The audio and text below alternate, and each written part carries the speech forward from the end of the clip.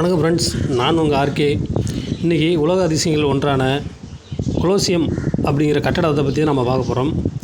இந்த கட்டடம் வந்து இத்தாலி நாட்டில் ரோம் நகரில் ஒரு மத்தியில் அமைந்துள்ளது. இதனுடைய நீள்வட்ட வடிவத்தில் இது இருக்கும்.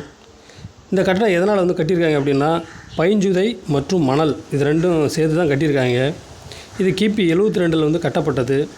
இது வந்து ஒரு ஓப்பன் கிரவுண்டு. இதில் கிட்டத்தட்ட 50,000 80,000 மக்கள் வந்து இதில் உட்காந்து வந்து பார்க்கலாம். போர் வீரர்கள் வந்து தங்களுக்குள்ளேயோ இல்லை விலங்குகளோடனோ இல்லை பயங்கரமான குற்றவாளிகளோடனோ சண்டை போடுறதுக்கு தான் இந்த கட்டடத்தை வந்து அமைச்சிருக்காங்க.